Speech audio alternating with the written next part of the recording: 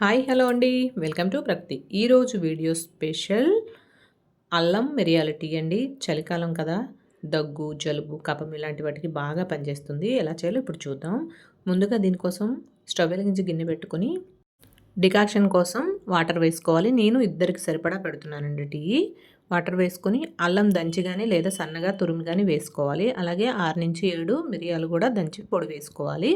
2 యాలకులు చితక్కొట్టి వేసుకోవాలి. తగినంత టీ పొడి, పంచదార వేసుకోవాలి.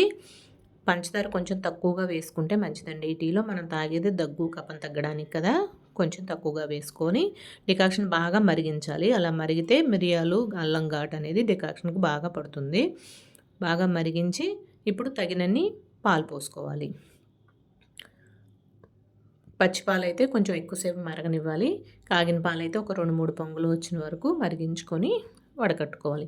ఇది చలికాలం, వర్షాకాలం బాగా పనిచేస్తుందండి. గొంతు నొప్పి, గొంతు ఇన్ఫెక్షన్ కానీ, కఫము, దగ్గు, జలుబు ఇలాంటి వాటికి బాగా పనిచేస్తుంది. మరిగిన తర్వాత వడకట్టుకొని తాగితే ఒక 2-3 సార్లు కనుక తాగామంటే కఫము, దగ్గు తగ్గిపోతుందండి. వీడియో కనుక నచ్చినట్టయితే లైక్ చేయండి, షేర్ చేయండి, సబ్స్క్రైబ్ చేసుకోండి. Thank you. బాయ్ అండి.